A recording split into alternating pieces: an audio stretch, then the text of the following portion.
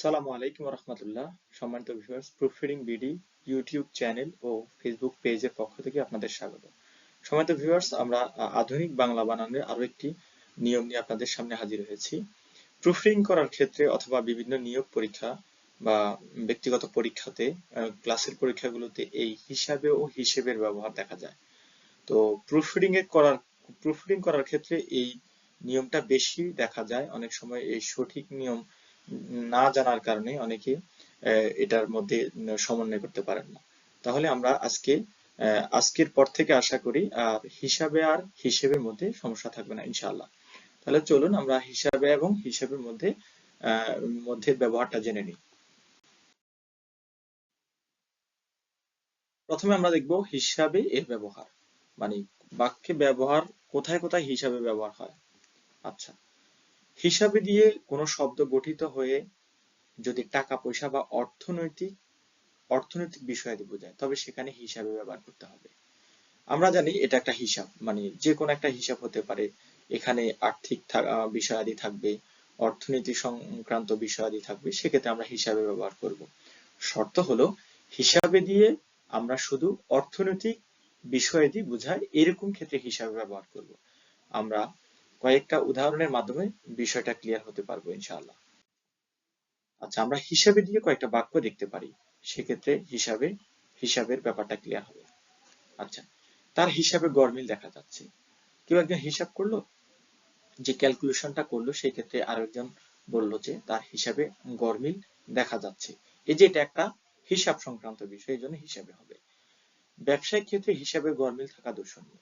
এই যে ব্যবসায়িক ক্ষেত্রে আবার হিসাব চলে আসছে, হিসেবে হবে না এখানে, কিন্তু এখানে হিসাবে হবে।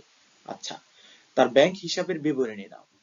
এই যে তার ব্যাংক হিসাবের বিবরণী নাও, এই ব্যাংকটা অর্থনৈতিক বিষয়াদির সাথে সম্পৃক্ত। আচ্ছা, 4 নম্বর আমরা একটা উদাহরণ নিব। তার টাকাগুলো আমার হিসাবে জমা করো। আমার ব্যক্তিগত একটা হিসাব আছে, যেখানে আমি আরেকজনকে বলছি যে টাকাগুলো আমার হিসাবে জমা করো।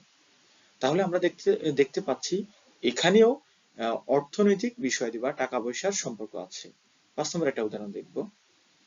হিসাবে স্বচ্ছতা বজায় রাখা বাঞ্ছনীয়। এটাও একটা হিসাব, যেটা আমরা বিভিন্ন ধরনের হিসাব করব, হিসাব পাতিতে করব। তো সর্বোপরি কথা হলো, যদি অর্থনৈতিক বিষয়াদি থাকে সেক্ষেত্রে আমরা হিসেবে ব্যবহার না করে হিসাবে ব্যবহার করব। আচ্ছা, এখন আমরা হিসেবে হিসেবে এর ব্যবহার ক্লিয়ার হয়ে নেব ইনশাআল্লাহ।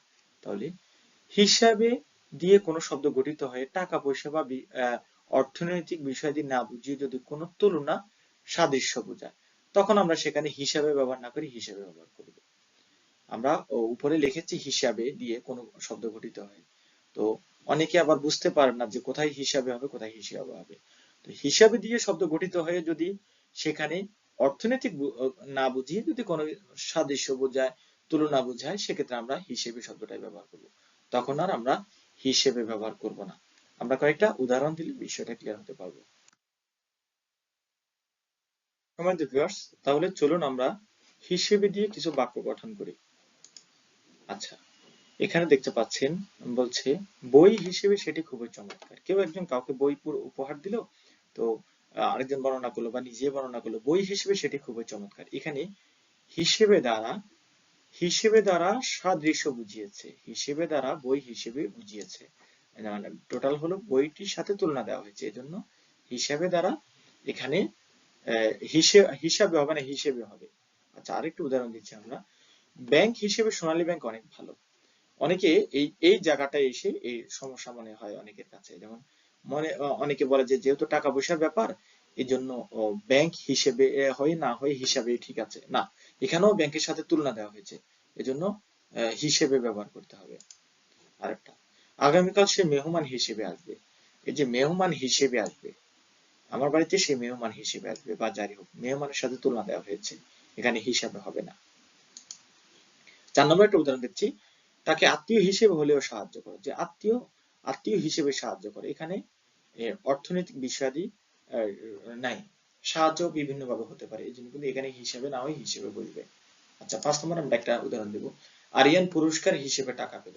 এই যে অনেকে মনে করে যে পুরস্কার যেহেতু আর্থিক বিষয়াদি হতে পারে, এই জন্য এখানে হিসেবে বসবে না। এখানে পুরস্কারটা যদি টাকা আর অন্য কোনো অঙ্ক থাকতো বা অন্য প্যাটার্ন থাকতো, ব্যাখ্যা থাকতো, সেক্ষেত্রে বিবেচনা করা যেত যে আসলে হিসাবে বসবে কিনা, কিন্তু এই বাক্যটাতে হিসেবে ব্যবহার হবে। সম্মানিত ভিউয়ার্স, আমরা আপনাদের সামনে ব্যাপারটা ক্লিয়ার করার চেষ্টা করেছি। এখন আপনারা একটু নিজে চেষ্টা করুন। আমরা দুটো বাক্য দিচ্ছি, দেখুন আপনারা পারেন কিনা। চেকের টাকাগুলো ধার হিসেবে ব্যাংকে জমা দাও। এখানে কি আসলে হিসেবে কথাটা ঠিক আছে? আমরা জানতে চাচ্ছি যে এখানে হিসাবে কথা ঠিক আছে কিনা। যদি ঠিক থাকে তাহলে আপনি দিবেন, অথবা আপনি বিবেচনা কমেন্টে জানাবেন। অর্থমন্ত্রীর কাজ হিসেবে তাকে দায়িত্বটা দাও। এখানে যে হিসেবে দেখা যাচ্ছে, এখানে যে হিসেবে দেখা যাচ্ছে আর এখানে হিসেবে দেখা যাচ্ছে, এগুলো দুটো ঠিক আছে কিনা। আরেকটা বাক্য দিচ্ছি, ছেলে হিসেবে তাকে টাকা হিসাব করে খরচ করতে হয়। এই যে এখানে দুটো হিসাব আছে, কোন হিসাবেটা ঠিক নেই বা কোনটা ঠিক আছে, একটু আপনারা কমেন্টে জানাবেন। সম্মানিত ভিউয়ার্স, আমরা আরো একটা উদাহরণ দিচ্ছি, হিসেবে টাকা জমা দিও। এই যে হিসেবে টাকা জমা দিও, কি এই বাক্যটা ঠিক আছে কিনা, এই শব্দটা ঠিক আছে কিনা, আপনি একটু কমেন্ট করে জানাবেন। আচ্ছা, সম্মানিত ভিউয়ার্স, আমরা আপনাদের মাঝে প্রুফ রিডিং সংক্রান্ত ভিডিওগুলো আপলোড করে থাকি। এর জন্য আপনাদের আমাদের পেজটা যদি আপনাদের দরকারি মনে হয়, ভিডিওগুলো যদি ভালো লাগে, অবশ্যই ভিডিওতে লাইক কমেন্ট করবেন আর আমাদের সাথে থাকবেন। প্রুফ রিডিং সংক্রান্ত যে কোনো বিষয় আমরা সলভ করার জন্য আপনাদের পাশে থাকবো ইনশাল্লাহ। আপনারাও আমাদের পাশে থাকবেন, আমাদের চ্যানেল ও পেজ ফলো করবেন। আসসালামু আলাইকুম রহমতুল্লাহ।